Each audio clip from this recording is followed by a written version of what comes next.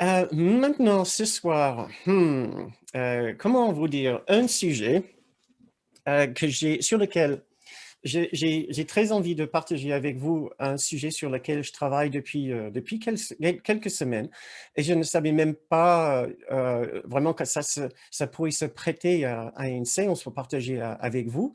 Mais plus j'y travaille dessus pour moi personnellement, plus je me rendais compte qu'il y avait vraiment un contenu, exceptionnel. Voilà, exceptionnel.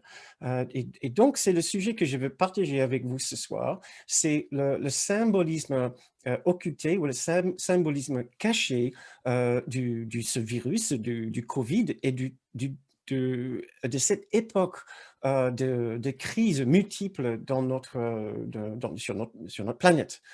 Hem et tout cela a commencé, en fait, avec ma propre recherche pour moi-même, pour trouver des pistes, des pistes à suivre pour ma réflexion, pour comprendre la nature du Covid dans ma propre vie, puisque Patricia et moi, nous sommes passés par là, il n'y a pas longtemps et ça donne toujours de la matière à vraiment réfléchir profondément puisque, comme vous le savez, peut-être, un cours miracle comme d'autres spiritualités, Hem, se repose sur, l'idée philosophique, si vous souhaitez, qu'il y a un rapport, très proche entre ce que nous expérimentons dans l'esprit et ce que nous voyons à l'extérieur de nous. Il y a même, cette phrase que vous connaissez, tous, que le monde, est un témoin, le monde est seulement un témoin, une image extérieure d'une condition intérieure. Une image extérieure d'une condition intérieure. Et je me suis dit, si c'est bien le cas, il doit avoir quelque chose que cette condition de maladie pourrait m'apprendre par rapport à ma condition intérieure. Après tout, c'est une image extérieure euh, d'un corps souffrant, souffrant sur les voies respiratoires aussi. Il y avait d'autres symptômes, bien sûr. Euh, et j'ai poussé mes recherches jusqu'à regarder dans la médecine chinoise pour essayer de trouver, quelques pistes, intéressantes, pour comprendre ce symbolisme, caché. Parce que je sais par rapport à certaines conditions dans nos vies extérieures, il peut avoir une façon de rapprocher ce que nous voyons autour de nous, ce que nous ressentons par rapport à ce qui se passe autour de nous et ce qu'est le contenu de notre esprit, les erreurs que nous avons figées et bloquées dans notre esprit par rapport à notre rapport à la réalité, notre rapport par rapport à notre identité et dans une cour miracle, par rapport à cette unité que nous sommes en réalité, par rapport à la réalité autour de nous qui est d'une unité parfaite. Euh, euh, chaque, chaque, chaque crise que nous connaissons dans ce monde sur le plan personnel, chaque crise que nous connaissons dans ce monde sur un plan collectif a quelque chose à nous apprendre sur le contenu et le fond de notre esprit, ce que nous avons dans notre esprit qui donne lieu à cette image extérieure. Donc, dans ma vie personnelle, qu'est-ce que je pouvais apprendre? Alors, je me posais cette question par rapport à cette condition du Covid, de cette maladie. Et après, je me suis dit: «Mais tiens, si ce que j'ai trouvé et que je trouve particulièrement intéressant m'aider moi-même personnellement au niveau de ma vie, de ma réflexion pour comprendre mon rapport avec l'unité, avec la réalité, avec ma véritable identité, cela doit être pareil pour d'autres personnes». Et poussant cet argument encore plus loin, je me suis dit: «Mais est-ce qu'il n'y a pas une façon, de généraliser cette leçon et de comprendre comment et pourquoi nous sommes tombés, dans cette série de crises maintenant sur le plan collectif? Et est-ce qu'il n'y a pas un message de fond que ce virus avec ses différentes répercussions à nous apprendre, par rapport à notre relation collective par rapport à la réalité, à l'unité, à notre véritable identité. Et voilà ce que j'ai envie de partager avec vous ce soir. C'est le fruit de ces recherches et de ces réflexions, pour savoir aussi si vous pensez que c'est une bonne piste à suivre. Et si oui, peut-être pour vous aussi personnellement, puisque même si vous n'êtes pas souffrant du Covid, de ce virus, peut-être, puisque vous faites partie de notre société, de notre monde, vous pouvez apprécier la fondation dans l'esprit collectif qui donne lieu à cette condition extérieure. Quelle est la condition intérieure qui donne lieu à cette image extérieure? Voilà. Et je pense que si vous l'avez ou non, le Covid, cette série d'arguments ou de réflexions peut être vraiment utile. C'est en rapport avec cette série d'ateliers sur la santé que nous avons lancé pour le jeudi soir, dans le sens que, tout d'abord, il y a un rapport très spécifique. Si vous êtes contaminé par ce virus, vous allez savoir très vite comment ces réflexions peuvent vous aider à mieux préparer votre terrain intérieur pour une guérison, pour comprendre les faiblesses que nous avons pu intégrer ou accepter dans notre psyché, qui nous a rendus plus susceptibles à ce virus et par la suite, bien sûr, suivant ces idées, cela donne une façon de renforcer notre intérieur, d'enlever le problème dans nos croyances, d'enlever les erreurs dans nos croyances pour pouvoir permettre à ce que notre extérieur se conforme maintenant à un intérieur changé, guéri et plus en harmonie avec notre ligne directrice, de revenir vers le souvenir de l'amour parfait et d'intégrer ce souvenir dans notre expérience maintenant. Juste une petite chose avant de me lancer. Le but de cette soirée n'est pas de nous protéger du Covid. Le but de tout ce que nous faisons dans une cour miracle, dans cette spiritualité en l'occurrence, n'est jamais de produire ou procurer des changements extérieurs, mais purement de guérir notre esprit de tout ce qui nous empêche de nous souvenir de l'unité parfaite de notre identité resplendissante que nous partageons dans cette réalité unique que nous appelons aussi la présence de Dieu. C'est toujours notre objectif, mais c'est aussi vrai qu'en guérissant notre esprit de ces obstacles, cela peut aussi avoir une incidence de ce qui se passe dans nos vies, puisque l'extérieur est une image de notre condition intérieure. Euh, et, et voilà pour petite parenthèse là. Maintenant, une sorte de mise en contexte, puisque je sais que vous allez comprendre, je pense, relativement facilement les arguments qui vont suivre, mais les points que je vais partager avec vous. Mais pour d'autres personnes qui ne sont pas des adeptes d'un cours miracle, je pense que ça vaut la peine juste de mettre ces idées dans un contexte plus clair. Tout d'abord, un cours en miracle est basé sur l'idée que notre réalité est une unité parfaite et parfaitement spirituelle, parfaitement abstraite dans le sens que ce n'est pas matériel, c'est immatériel. Euh, et le, ce monde qui ne fait pas partie de cette unité dans le sens que l'unité parfaite est une dimension complètement immatérielle. Ce monde est né d'une pensée de séparation, de l'idée qu'il est possible de connaître et de fabriquer et de créer quelque chose en dehors de cette unité.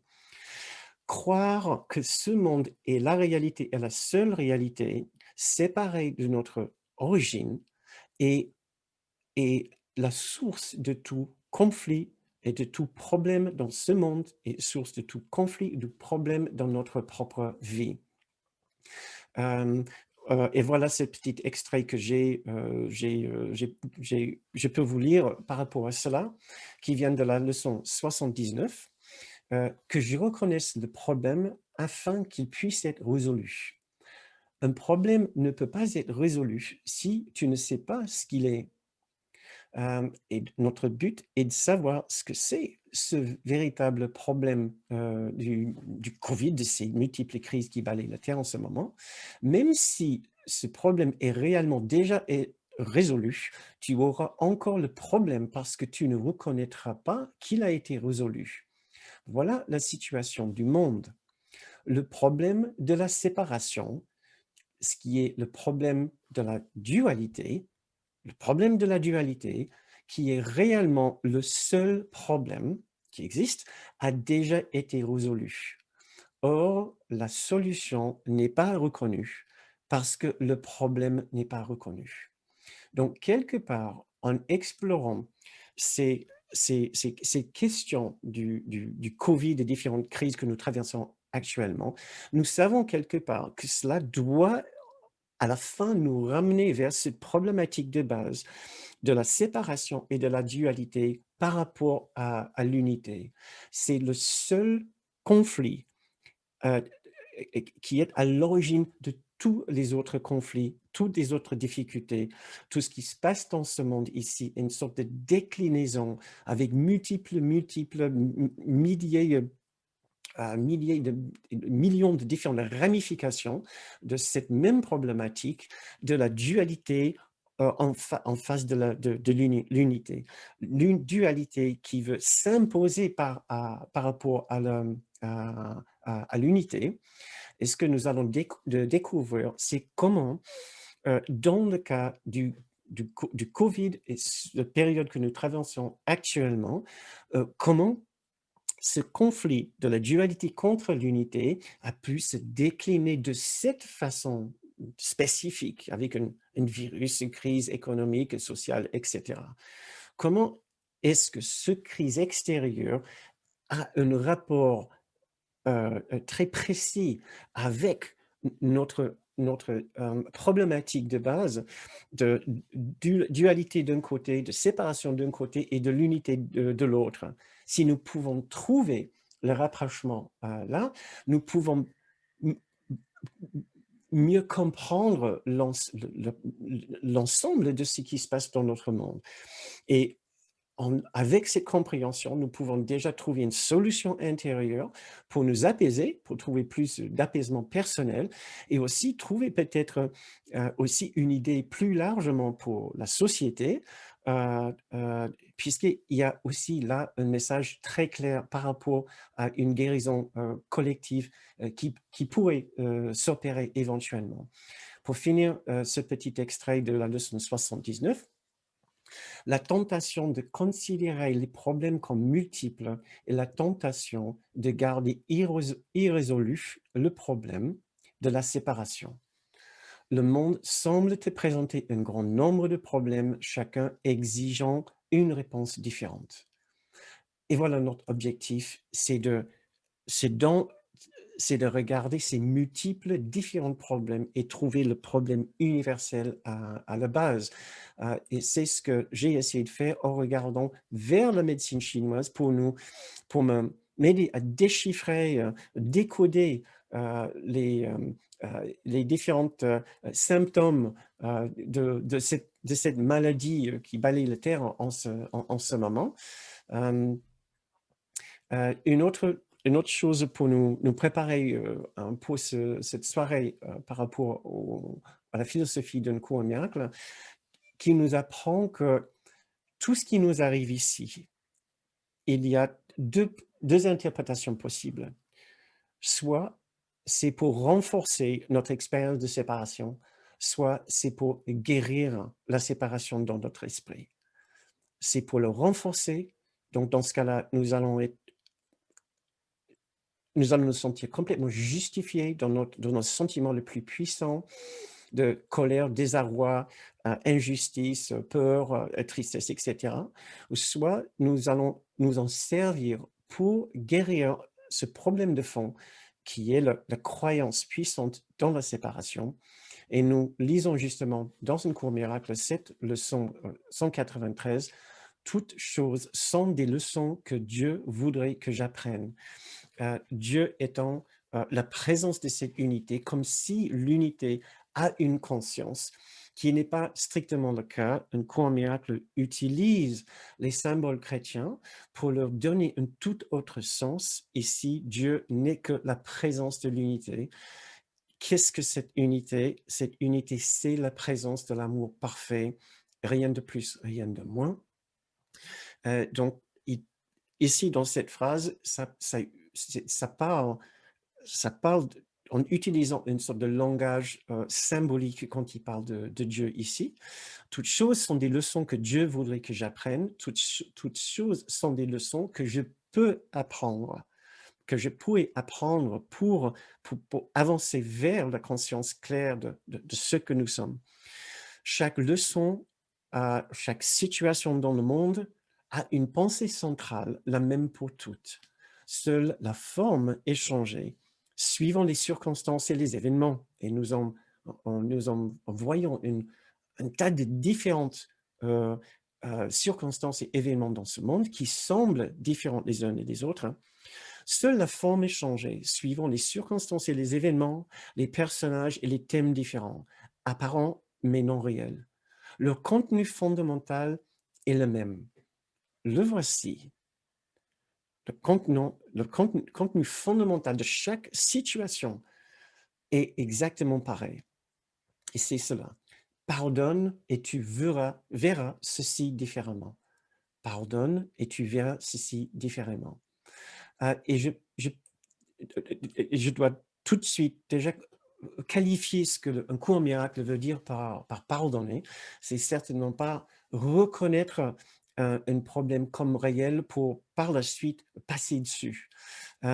C'est reconnaître une erreur dans mon esprit qui me fait mal et dans lâcher prise. Voilà. C'est reconnaître une erreur de croyance dans mon esprit et en lâcher prise par la suite. C'est ça, le pardon dans le contexte d'un cours miracle.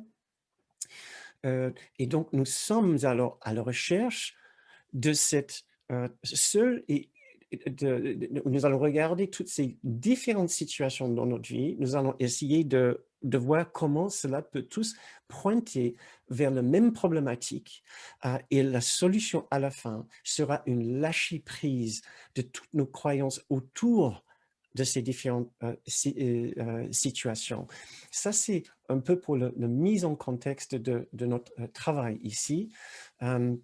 Nous allons regarder très spécifiquement la relation entre la physique et le monde physique extérieur et le monde spirituel à l'intérieur, à un niveau personnel et aussi à un niveau collectif.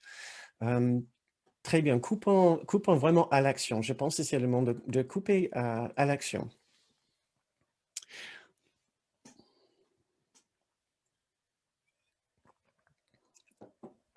Comme je vous ai dit tout à l'heure, quand j'étais pas très bien avec le Covid moi-même au fond de mon lit, j'avais beaucoup de temps pour réfléchir et pour bouquiner, pour essayer de mieux comprendre ce que c'est la nature de cette condition. Et je suis tombé sur un livre que j'apprécie, surtout quand je me sens bloqué un peu dans ma réflexion par rapport au cours. Je sais que différentes conditions dans nos vies peuvent nous apprendre quelque chose par rapport à un blocage dans l'esprit. Dans certaines situations, ça peut être très simple de voir le rapprochement. Par exemple, si on est très triste dans une rupture, à cause d'une rupture avec une autre personne, on peut dire que, voilà, je comprends le rapprochement par rapport à ce problématique de base. Je me sens vraiment dans un désarroi le plus total quand cette personne m'a quitté, puisque je pense que l'amour m'a quitté. Or, en réalité, l'amour avec un majuscule est toujours présent pour moi. Heu et ça serait ça mon travail, de me souvenir, de que je suis toujours en relation profonde et intime avec le véritable amour avec un A majuscule, qui m'aime et qui m'aimera pour toujours. Et le fait que notre personne me quitte ne veut pas dire que je ne suis plus digne de cet amour. Dans ce genre d'exemple, on voit facilement le rapprochement entre une expérience d'une crise extérieure, une rupture, amoureuse et et un travail intérieur que je peux faire, pour guérir le problème de base. Dans un contexte du travail professionnel aussi, on peut peut-être facilement voir le rapport entre, par exemple, d'être éclipsé pour un certain travail, sur lequel je comptais beaucoup, et c'est mon collègue qui a été promu à ma place. Or, je méritais largement, la place.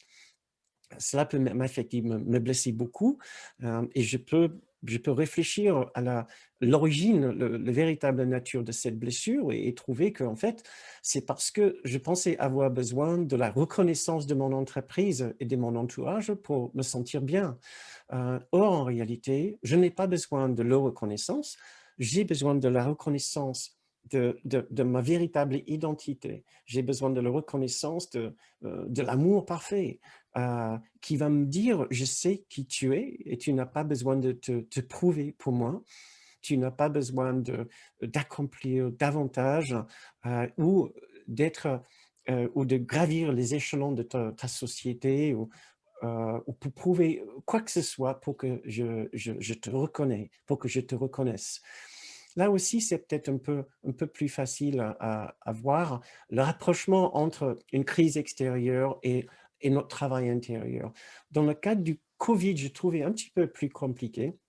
Hem, et quand je ne vois pas le rapport, surtout dans le domaine du physique, je regarde souvent vers la médecine chinoise et d'autres sources, puisque c'est une tradition ancienne qui est très riche en symbolisme émotionnel, pour trouver le rapport entre une condition physique et un rapport avec l'esprit. Hem, je ne suis pas du tout expert dans ce domaine, et je ne veux pas dire que mon analyse est vraiment le plus exact et précise. Mais je pense que vous serez peut-être interpellé de la même façon que, moi j'ai été, quand j'ai commencé à regarder davantage. Un livre de base que j'utilise, c'est celui de Michel Odoul, qui est un livre tout simple, je sais, c'est vraiment pour le grand public. «Dis-moi où tu as mal et je te dirai pourquoi». Ça m'a mis déjà sur quelques pistes de réflexion, je trouvais, très, très intéressantes.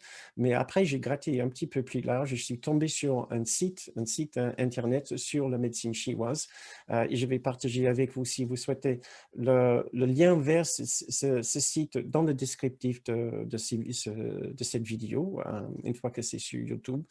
Mais en, heu mais voilà les points synthétiques que j'ai relevés de cette analyse de ces 2 sources.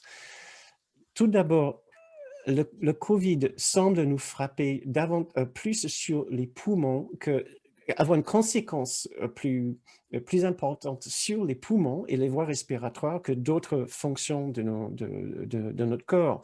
Donc je me suis penché sur cela. Quel est le symbolisme, la signification des poumons? Hem, heu et quelles sont les indications pour l'esprit et pour les émotions quand il y a un problème avec les voies respiratoires? Et voilà ce que j'ai trouvé, quatre points, assez simples et synthétiques, que je vais essayer de développer, rapidement avec vous. Tout d'abord, les poumons représentent le souffle, et le souffle est la partie de nous qui interagit entre l'extérieur et l'intérieur. On souffle et on respire vers l'extérieur, et on respire, et cela inspire une partie de l'extérieur vers l'intérieur. Donc, les poumons représentent à un certain niveau notre intégration avec l'extérieur et notre façon d'imaginer des barrières ou une identité séparée de l'extérieur. Ça, c'est une grille de lecture. Une autre, c'est une impression ou une expérience de suffocation ou oppression quand il y a des problèmes respiratoires. Euh, euh, je ne vais pas développer ça tout de suite. J'ai envie de vous lire les passages que j'ai copiés de ce texte qui va vous apprendre davantage. Cette idée-là de suffocation et oppression vient du livre de Michel Odoul. Un autre aspect d'une affliction au niveau des poumons, c'est le chagrin, un sentiment de perte et de tristesse. Et encore un quatrième, et c'est qu'il y a une difficulté dans le rapport avec le masculin, avec l'autorité paternelle. Et je trouvais dans ces quatre domaines, ces quatre aspects du symbolisme des poumons, quelque chose d'extraordinairement riche pour l'étudiant d'un cours miracle, pour l'étudiant de la non-dualité et de l'unité. Laissez-moi vous expliquer un petit peu tout cela. Et pour vous l'expliquer, je vais vous lire quelques passages de ce texte, je pense, qui va développer davantage ces idées. Et ce que j'espère, c'est que si vous êtes un étudiant d'un cours miracle, vous allez voir très facilement une sorte de message sous-entendu dans ce texte pour nous qui cherchons à clarifier et guérir notre rapport avec l'unité, avec Dieu. Sachant que dans un cours miracle, nous parlons de l'individualité et de la croyance dans l'individualité comme le problème de base. La croyance dans ce que nous appelons la particularité dans un cours miracle et la façon dont nous renforçons notre croyance dans la séparation d'avec l'unité. S'il y a unité d'un côté, il y a ma particularité de l'autre. Donc, notre sensibilité dans un cours miracle est de regarder vers tout ce qui peut nous aider à mieux comprendre comment nous sommes inconsciemment en train de vouloir renforcer notre particularité aux dépens du souvenir de la conscience de l'unité parfaite. Et voilà ce que j'ai lu ici qui m'a vraiment frappé. La tâche du poumon consiste à établir une frontière ou une limite entre le monde intérieur et le monde extérieur, ce qui semble être notre corps ou notre particularité en quelque sorte. L'environnement intérieur doit être protégé par une frontière claire qui à la fois défend et définit la personne. L'expression physique du poumon en tant que frontière entre l'organisme et son environnement s'exprime au niveau psychologique comme un sens de la limite personnelle. Une frontière psychologique claire nous permet de savoir qui nous sommes, de rencontrer l'autre et d'établir une relation claire. Donc, cela doit rappeler à chaque étudiant d'un cours miracle de la particularité. Donc, cela nous apprend tout de suite qu'au niveau personnel, il doit avoir quelque chose à apprendre par rapport à ma relation avec ma particularité. Quel est mon rapport avec ma particularité et le monde autour, et plus loin encore avec l'unité parfaite, avec Dieu. Il y a quelque chose qui ne doit pas être clair dans cette relation-là si j'ai un problème, une affliction au niveau des poumons. Pour continuer un peu plus loin, alors que la rate est archétypiquement liée à la mère, le poumon est archétypiquement lié au Père. Et nous pouvons bien sûr lire Père céleste ici. Traditionnellement, c'est le Père qui nous enseigne le sens de la valeur de soi. Bien sûr, nous voulons que notre Père céleste, ou l'unité parfaite, nous enseigne notre valeur de soi, mais qui n'est pas la valeur du petit soi, mais du grand soi, ou ce que nous appelons le Christ dans un cours miracle. Et nous aide à quitter la maison. Là, j'ai trouvé très amusant. à quitter la maison et à trouver notre place dans le monde. Et nous pouvons bien sûr appliquer une autre grille de lecture dans une cour miracle qui sera plutôt pour nous aider à rester à la maison et trouver notre place dans notre véritable monde. Sauf nous pouvons aussi comprendre, quitter la maison ici sur Terre et trouver notre place dans notre véritable foyer. Une bonne paternité enseigne les limites et aide à s'individualiser et à se séparer de la mère. Une bonne paternité enseigne les limites. Donc, si nous avons une affliction au niveau des poumons, nous pouvons imaginer qu'il y a un rapport avec notre façon de nous voir limité spirituellement, comment nous sommes limités spirituellement. Le poumon est donc concerné par les sentiments d'estime de soi et de respect de soi et des autres. Donc, cela va de soi dans une cour miracle que nous devons travailler beaucoup sur notre façon de voir les autres, de les valoriser, comment nous les regardons. Savoir qui nous sommes par extrapolation véritablement, croire en notre propre véritable valeur et prendre notre place dans le monde, notre place réelle dans le monde, font tous partie du domaine du poumon. Je dis plus loin, sur le plan émotionnel, en cas de dysfonctionnement, il est probable qu'il y ait une contrainte et de la tristesse.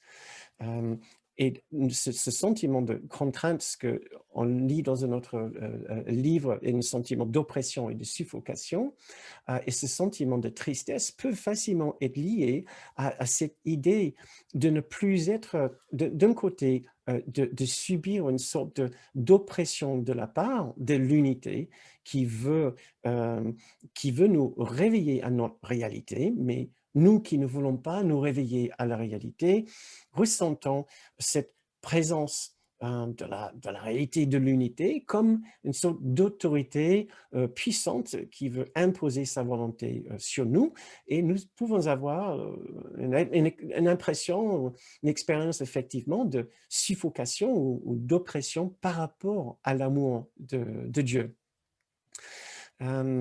Ce sentiment de tristesse dont ce passage parle nous rappelle aussi peut-être en même temps le fait que nous ne sommes pas chez nous à la maison, qui est le seul lieu où nous pouvons ressentir la plénitude de l'amour de Dieu, nous a remplis d'une profonde tristesse, un sentiment que nous n'avons et n'aurons plus accès à cet amour parfait que nous avions.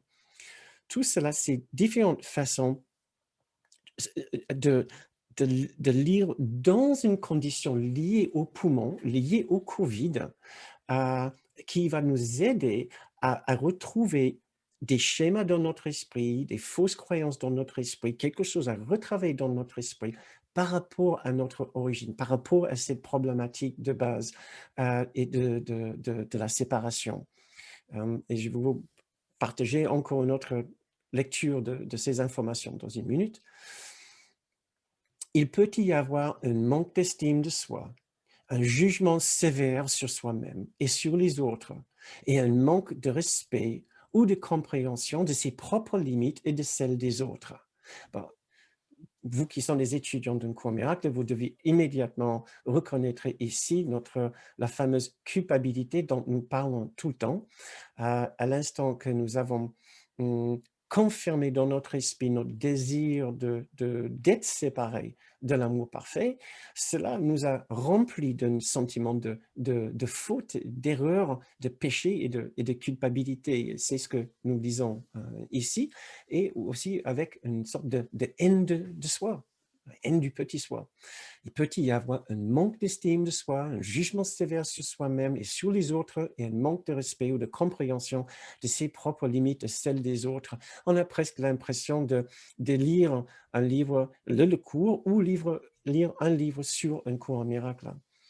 La dignité peut se transformer en un faux orgueil. Et voilà ce que nous lisons tout le temps. c'est une définition d'une caractéristique de l'ego, un faux orgueil. Laissons une personne se sentir seule et séparée. Ça, c'est un site sur la médecine chinoise. La dignité, le sentiment de mériter l'amour et la perfection, d'avoir notre place au sein de cette sainteté, qui est le demeure de Dieu, de l'unité, cette dignité peut se transformer en un faux orgueil, laissant une personne se sentir seule et séparée. Voilà pour cette analyse-là. Je pense que oui, je vais revenir sur le reste du texte tout à l'heure. Maintenant, allons un petit peu plus loin pour découvrir ce que ça peut nous apprendre sur d'autres niveaux. Tout d'abord, au niveau personnel, si vous avez une affliction au niveau des branches des voies respiratoires, cela peut vous donner 4 pistes de travail immédiates pour essayer de créer une ambiance intérieure qui va soutenir les poumons, qui va soutenir les voies respiratoires et une guérison de cet aspect de la séparation dans votre esprit. Donc, frontières et limites, nous pouvons nous rendre plus souples dans notre façon de réfléchir à notre existence par rapport aux autres, surtout par rapport à Dieu.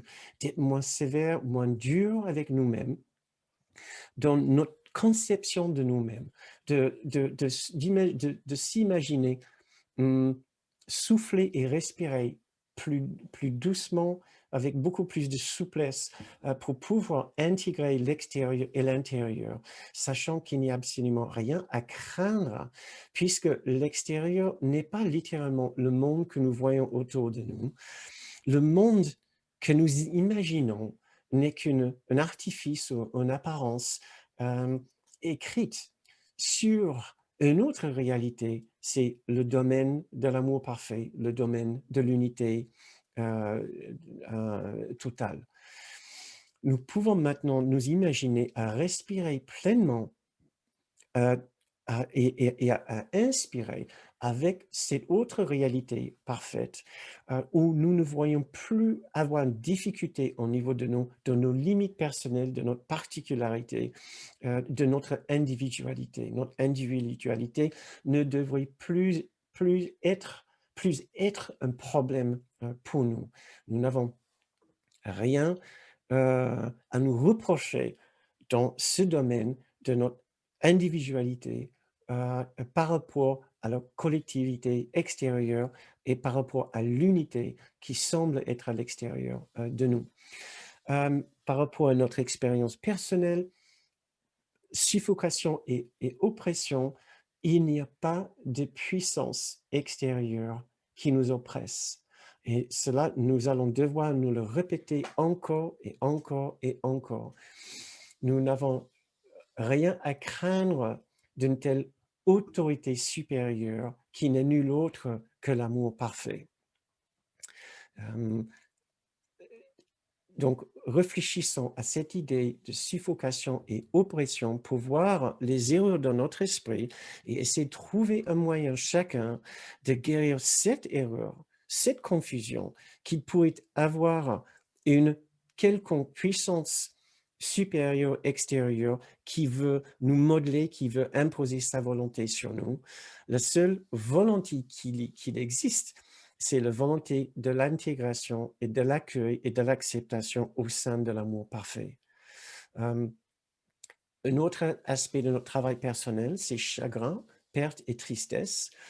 Nous avons l'impression d'avoir perdu quelque chose de cet amour parfait.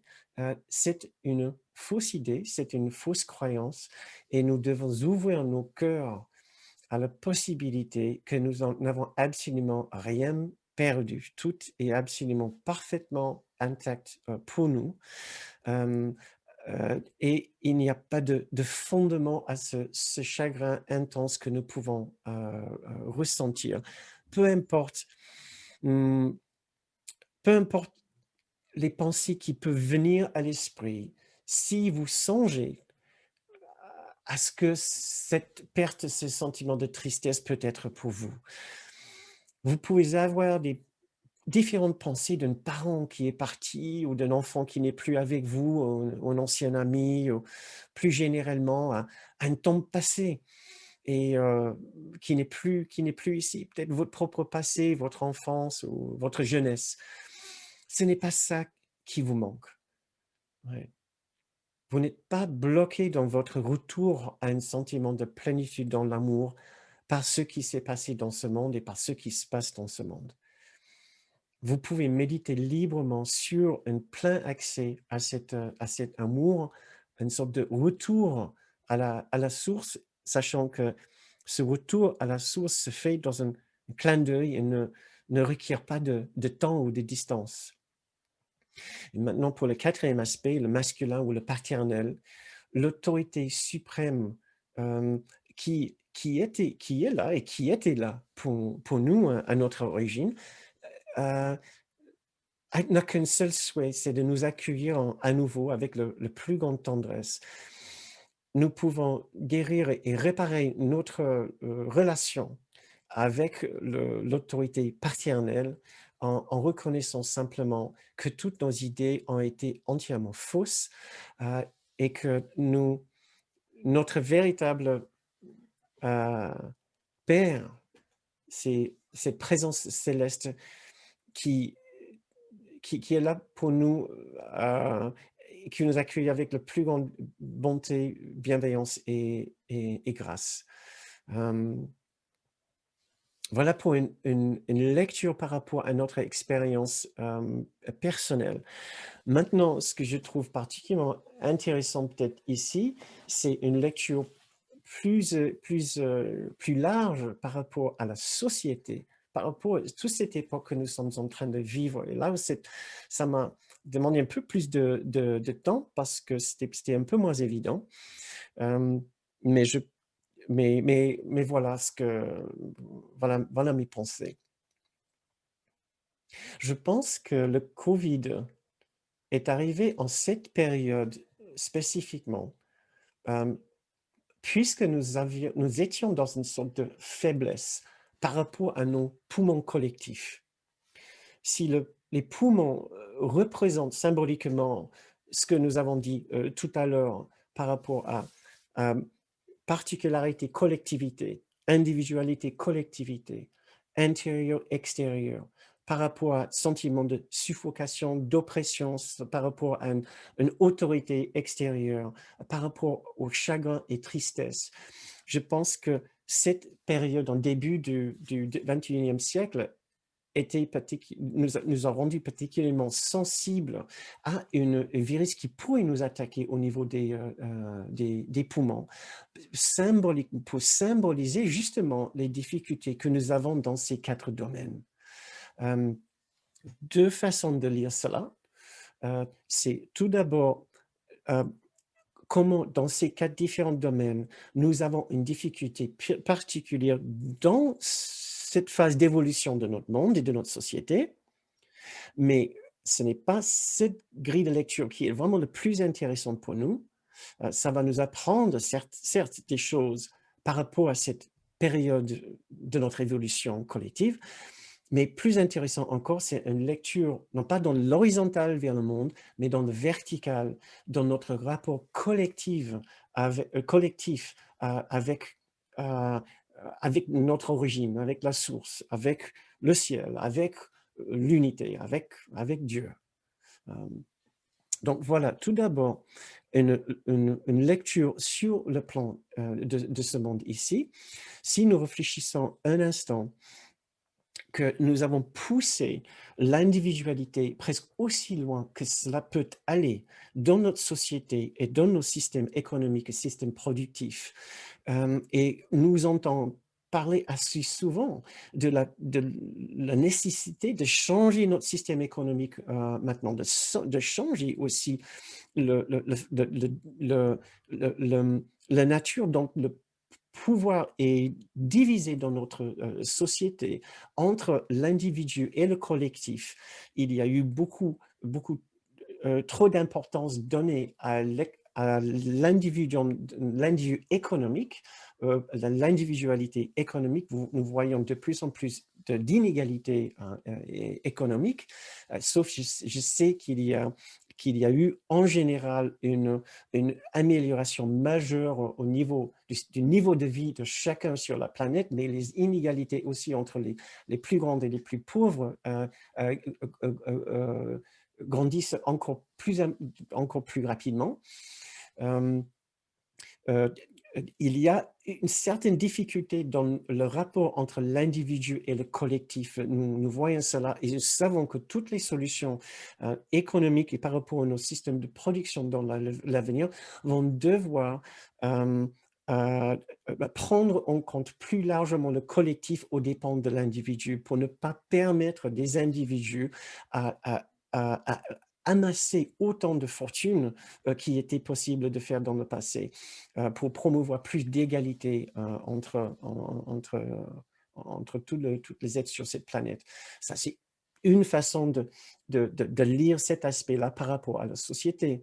Le deuxième aspect, suffocation et oppression, ce n'est pas terriblement difficile de voir comment, au moins en France, nous avons vu ça avec les Gilets jaunes, qu'il y a un sentiment d'une autorité extérieure qui ne nous écoute pas, qui n'écoute pas non plus juste le bon sens, par exemple, le bon sens environnemental, le bon sens par rapport à nos systèmes économiques et le développement, développement de la société. Nous avons l'impression de ne pas être écouté, comme s'il y a un sentiment d'oppression et de suffocation sociale, socialement parlant, et peut-être en France et peut-être globalement. Je suggère ça comme une possibilité pour expliquer comment il aurait pu avoir une faiblesse au niveau des poumons de l'humanité, Je ne dis pas que c'est la stricte vérité, mais je pense que c'est des pistes de réflexion qui peuvent être assez intéressantes. Que nous avons un sentiment d'une sorte d'autorité extérieure, une difficulté avec le paternel, parce que ce monde, il faut le dire, est dominé par l'esprit masculin. Et nous sommes nombreux à imaginer que ce monde peut bénéficier quand même d'un rééquilibre entre le yin et le yang, entre le masculin et le féminin qui est associé souvent avec plus de compassion et plus de partage, et l'homme avec plus d'individualité et de puissance. Cela n'entre pas dans une étude d'un cours miracle, mais je pense qu'il peut avoir une certaine lecture intéressante pour nous néanmoins. Donc, et dernièrement, peut-être perte un sentiment de tristesse et de chagrin dans notre société en général, pensant que nous n'allons pas forcément dans la bonne direction, surtout quand nous écoutons les informations qui nous donnent des nouvelles sur l'environnement et la biosphère, les unes plus mauvaises que l'autre, et nous entendons la possibilité d'un changement absolument dramatique dans la biosphère en France et sur la planète en général, avec la possibilité que la planète ne sera même pas habitable pour l'être humain dans 100 ans ou 150 ans.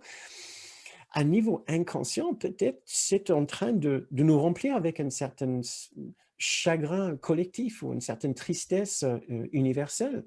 Ce n'est pas impossible, je ne dis pas forcément que c'est ce qui est en train de se produire, mais je trouve qu'il y a peut-être une raison d'expliquer pourquoi nous subissons un virus en ce moment qui semble nous frapper plus particulièrement au niveau des poumons, surtout quand nous lisons, excusez-moi,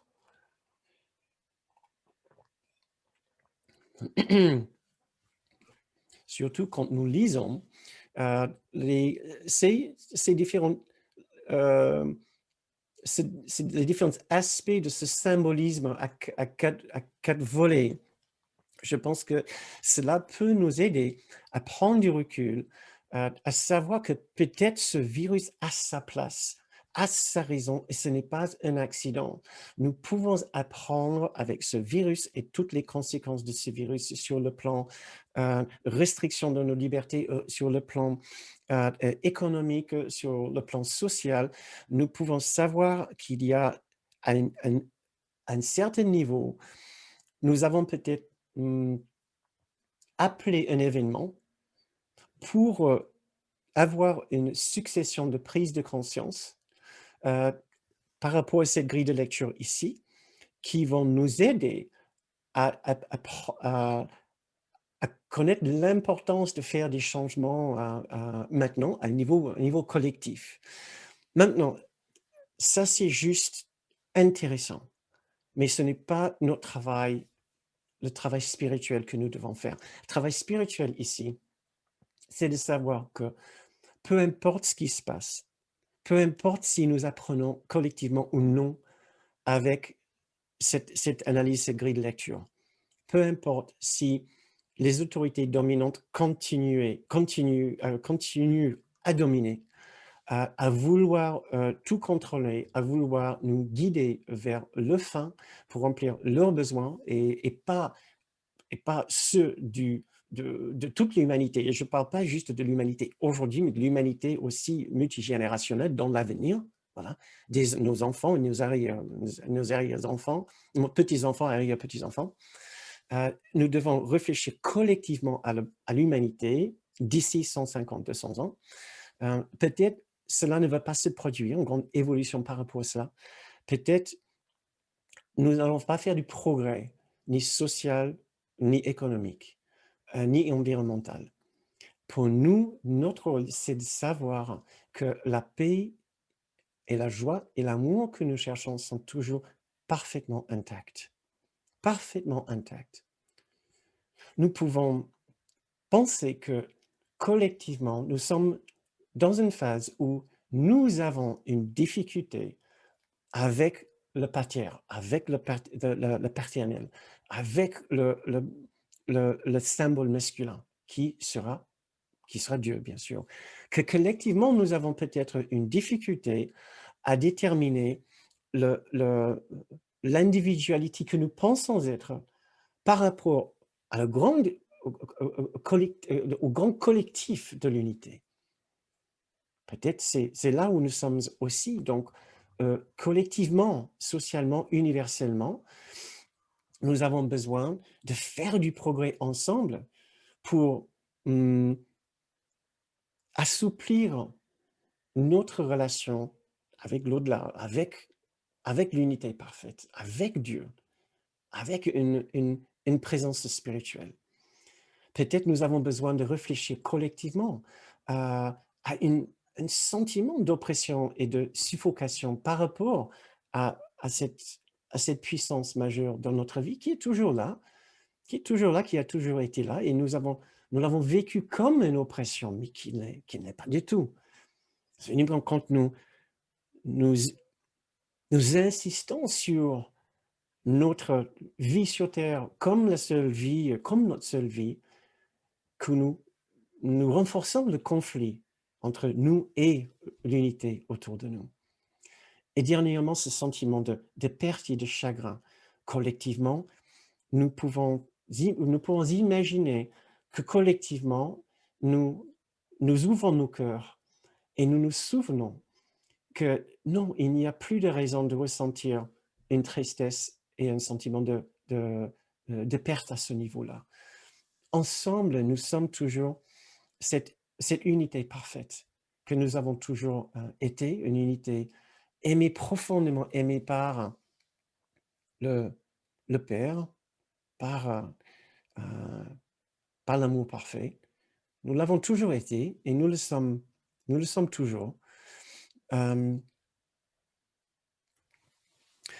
euh, et voilà, je pense que j'ai réussi à, à parler d'à peu près, de présenter à peu près tous les points que j'ai trouvés essentiels dans cette petite exposé du symbolisme de cette époque, du symbolisme d'un virus qui nous frappe au niveau des voies respiratoires, personnellement et collectivement. Ce que j'ai envie de faire avec vous maintenant pour finir notre séance, c'est de faire une méditation sur ces 4 points. Euh, si je vous invite donc à réfléchir avec moi à un niveau assez profond, si si je peux vous encourager, un niveau personnel pour vous, mais un niveau aussi collectif pour nous tous ensemble.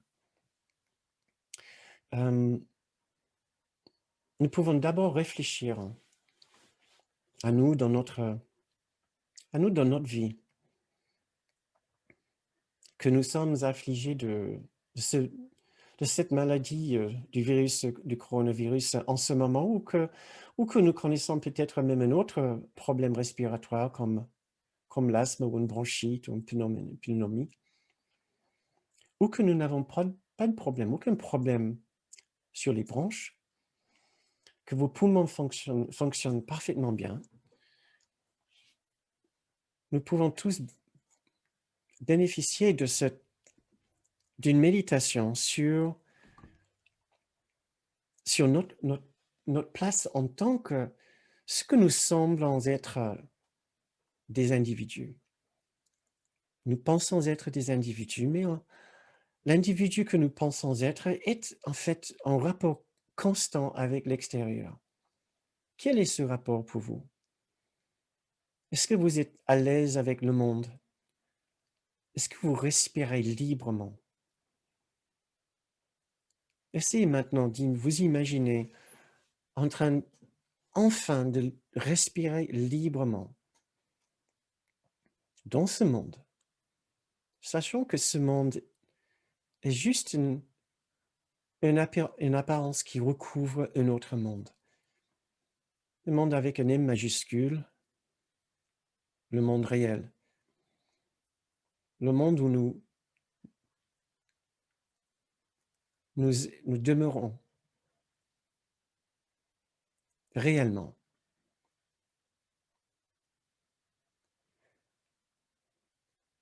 Là où nous sommes chez nous. Nous pouvons assouplir cette relation avec ce monde-là. Nous pouvons nous détendre et savoir que nous avons entièrement notre place. Nous n'avons pas besoin de prouver quoi que ce soit. Nous sommes entièrement à l'aise dans ce monde. Il n'y a plus de tension en nous par rapport à ce que nous sommes et le monde à l'extérieur.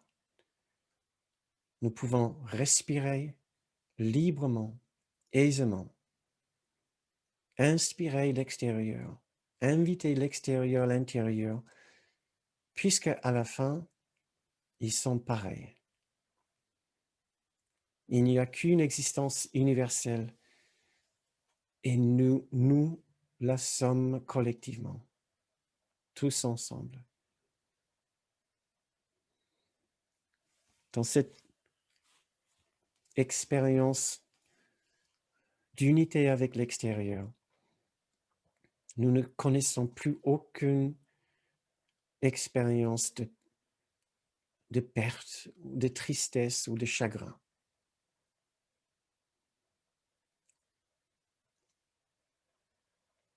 Nous retrouvons enfin tout ce que nous pensons avoir perdu. Un amour tendre, tellement affectueux, tellement bienveillant. Nous retrouvons notre véritable identité, jointe avec tout le monde et avec tout. Plus aucun sentiment de chagrin ou de tristesse, d'absence ou de privation.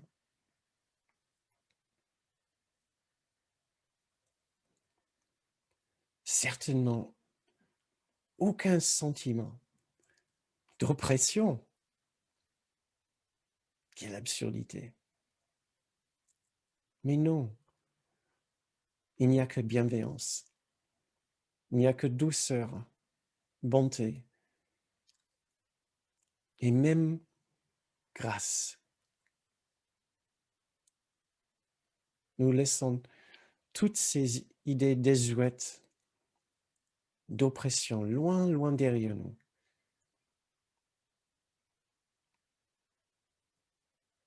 Nous pouvons imaginer tout l'enfant unique de Dieu en train de respirer plus librement, de savoir où il est véritablement, qu'il a regagné sa place. Il se déplace librement, il respire librement.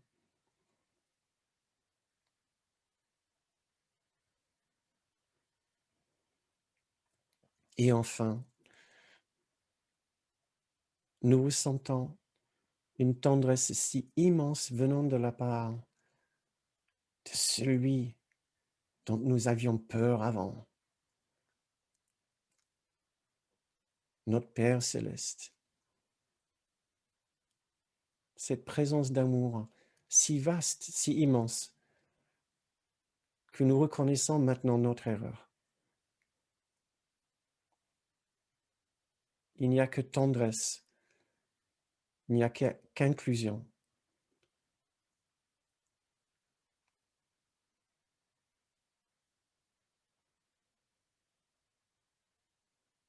Il n'y a que bienveillance.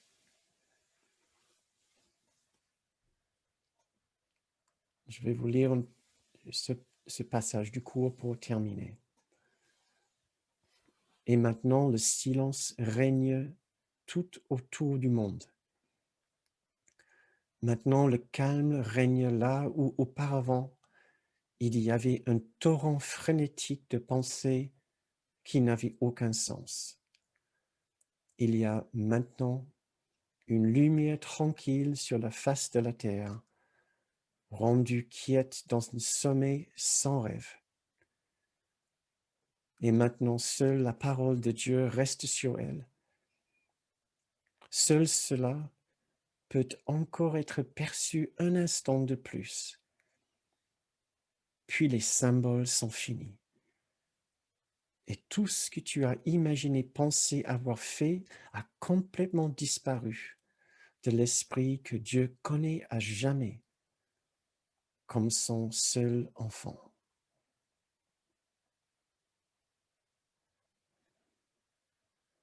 Maintenant, le silence règne tout autour du monde.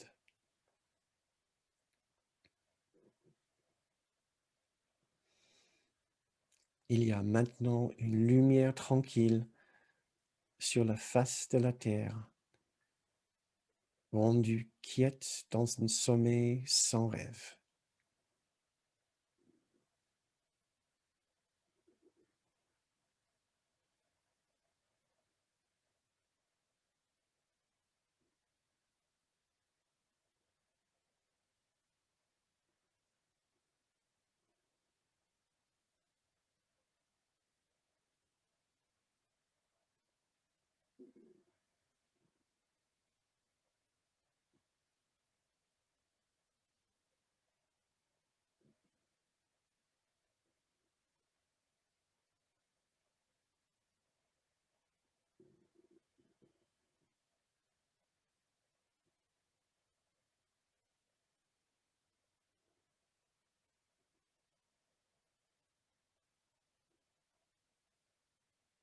Très bien.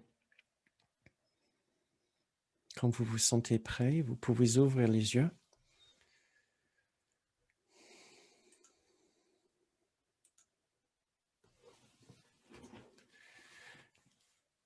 C'est la fin de notre séance ce soir.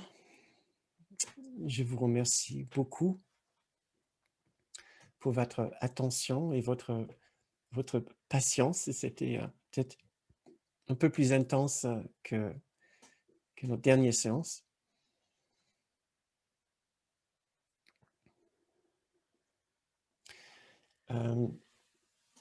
Si vous avez un peu de temps, nous resterons encore quelques minutes avec vous pour accueillir vos questions, vos commentaires, vos remarques par rapport à cette séance ou autre chose.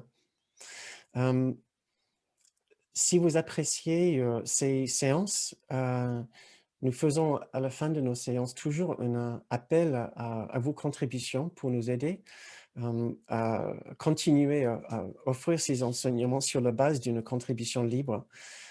Et nous serons toujours très reconnaissants pour toute contribution que vous pouvez faire.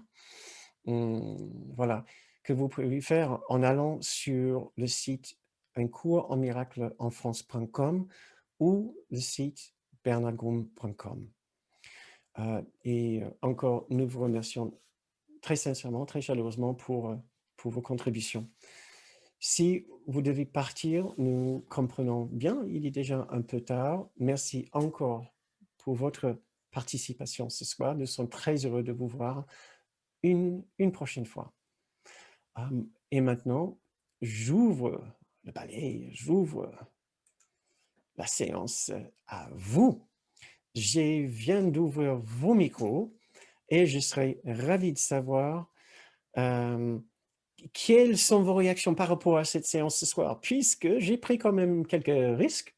Ce n'est pas vraiment une lecture strictement parlant basée sur la théorie d'un cours miracle, mais par extrapolation, oui.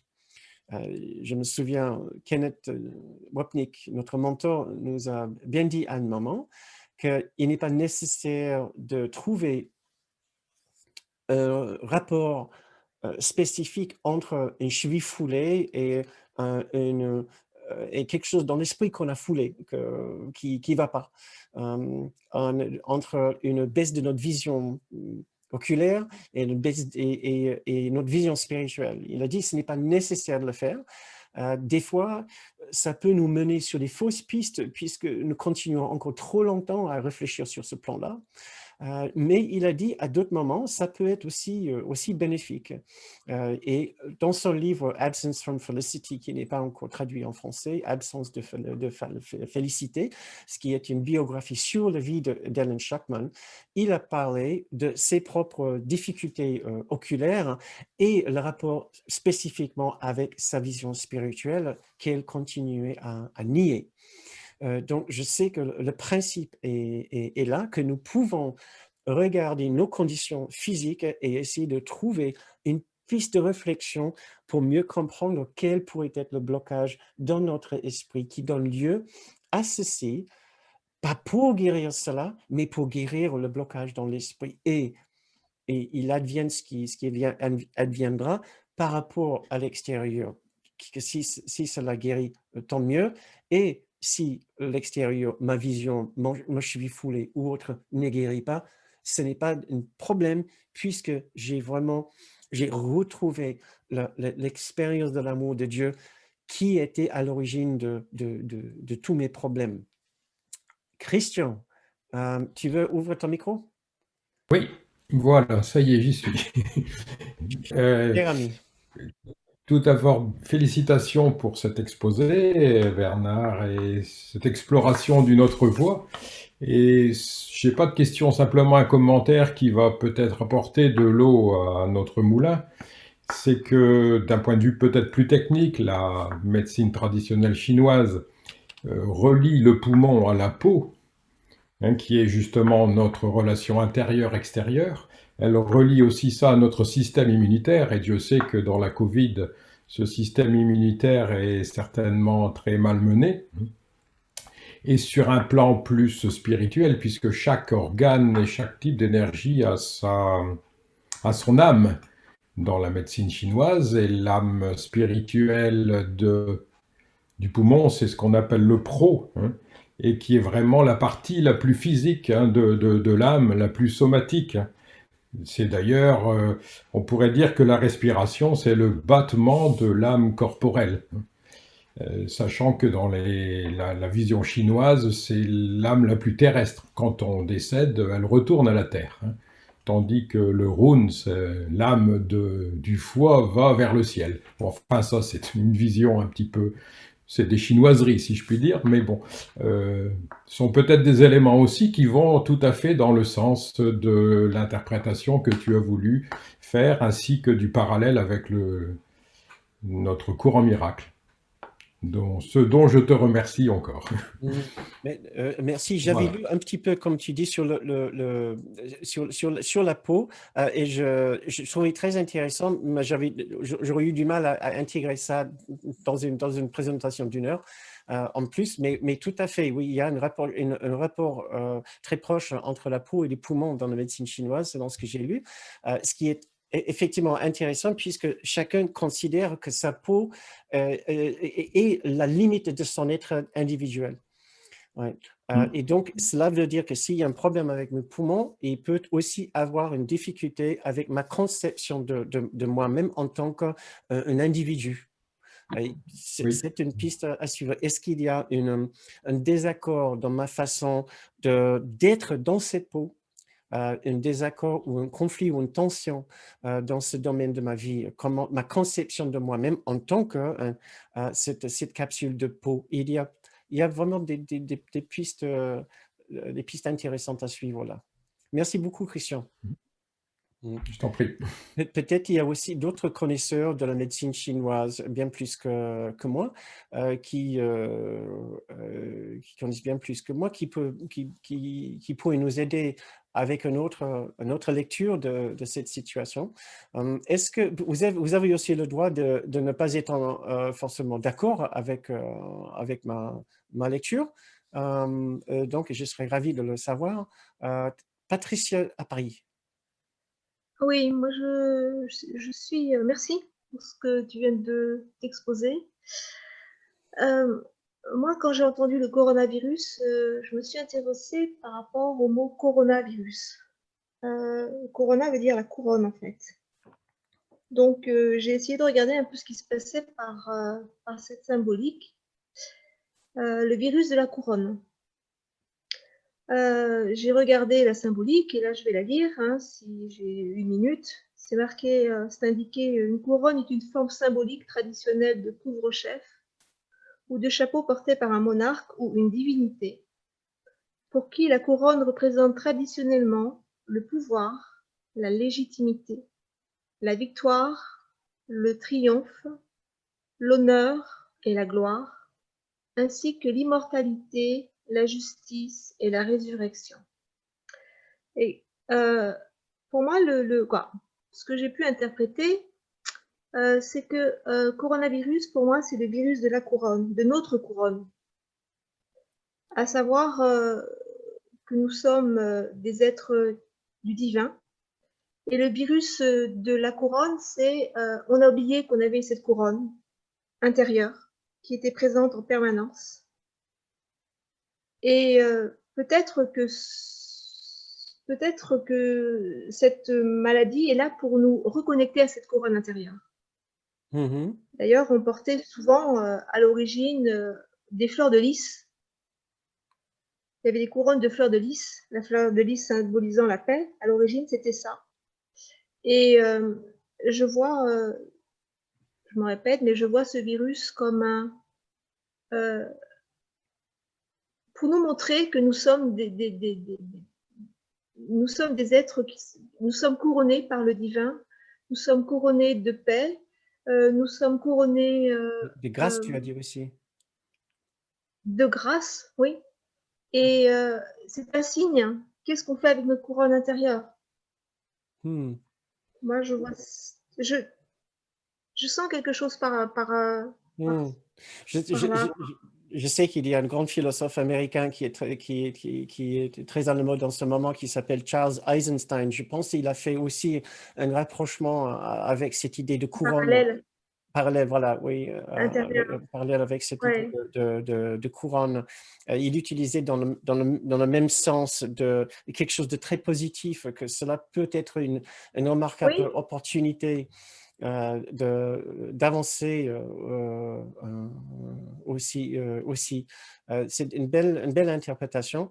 Et ce que j'essaie aussi de voir de l'autre côté, donc cela veut dire qu'il y a quelque part un décalage si nous étions faibles au niveau qu'il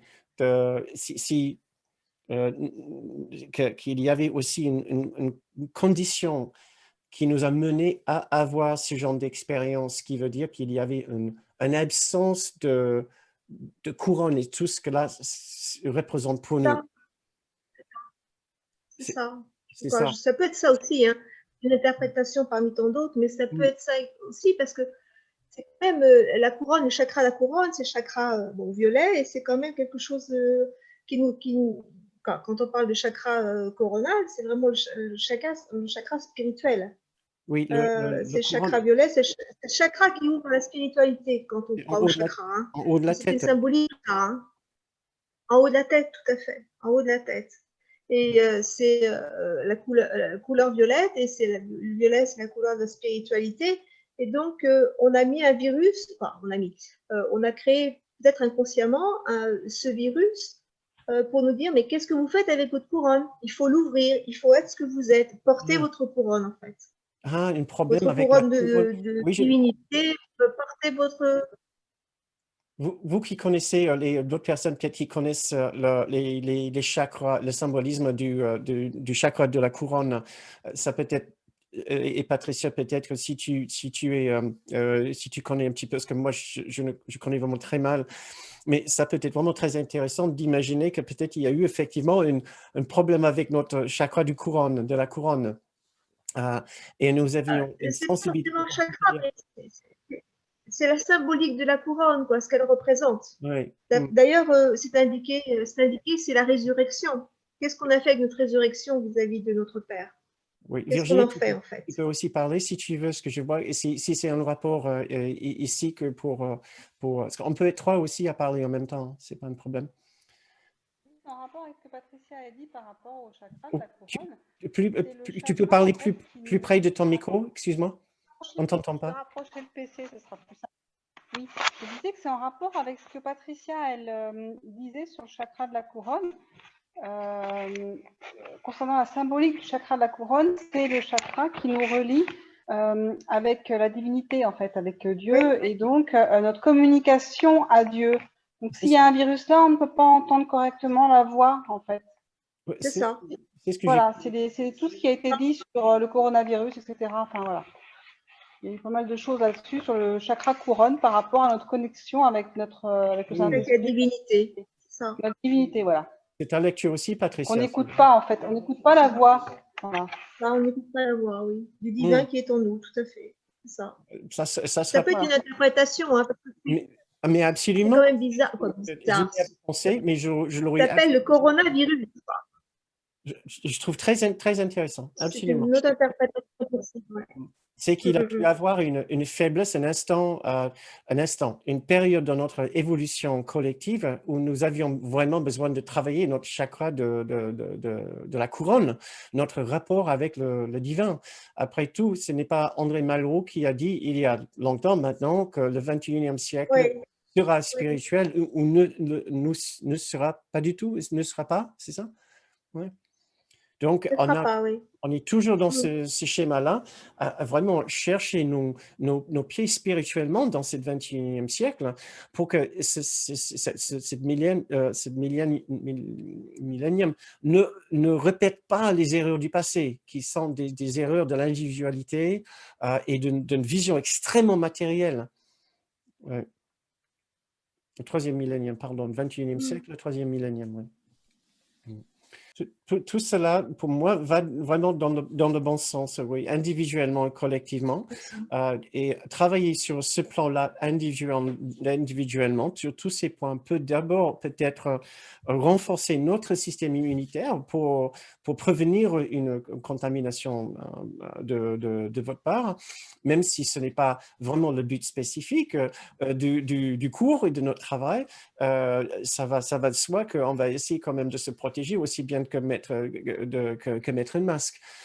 Donc, il n'y a pas de raison non plus de se laisser contaminer par quelque chose ou de souffrir avec quelque chose si on peut l'éviter.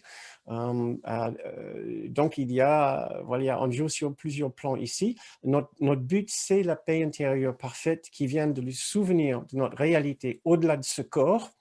Mais si, entre-temps, on fait des choses pour le bien-être de ce corps, je suis sûr que Jésus n'aurait aucun problème avec. Oui, encore oui, la voix de Dieu, et on peut imaginer de la voix de Dieu aussi le souffle de Dieu. On entend aussi parler dans beaucoup de spiritualité que l'amour de Dieu est représenté par, par une sorte de Mm. souffle Oui, qui souffle la vie en nous. Donc, c'est ce que tu voulais dire, Patricia, peut-être? Euh, oui, également, oui, bien sûr. oui, et j'ai beaucoup aimé cette idée-là quand j'y réfléchissais à une façon de rapprocher notre condition ici et trouver les méditations qui pourraient nous aider. On peut imaginer souffler avec Dieu et ensemble avec Dieu comme une unité, d'accueillir son souffle pour remplir nos poumons, pour guérir. C'est ce que je fais aussi comme méditation pour guérir mes poumons qui ont toujours certaines difficultés à retrouver leur forme d'avant.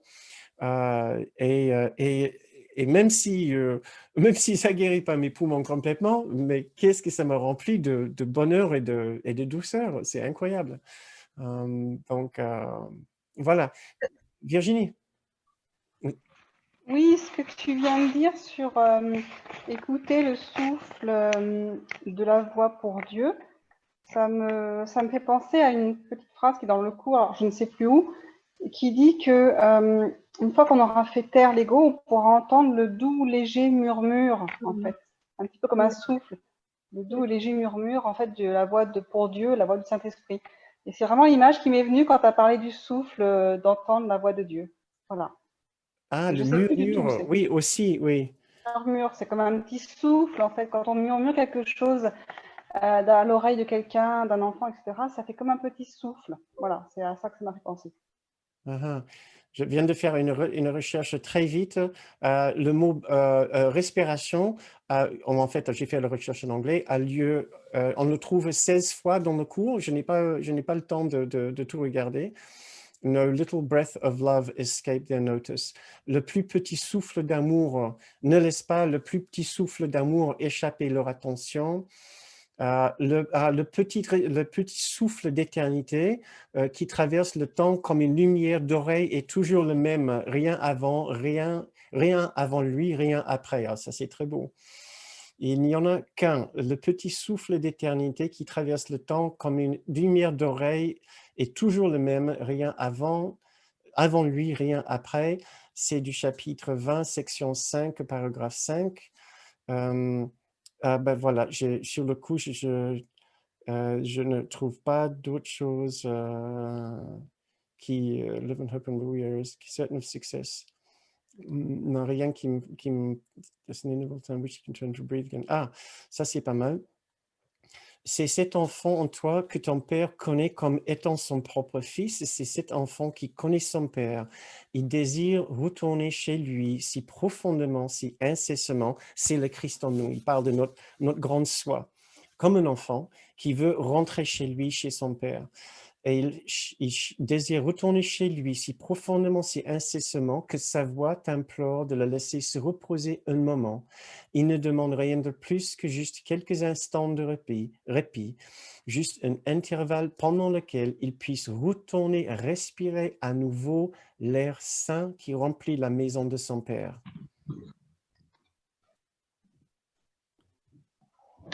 Ça, c'est... oui.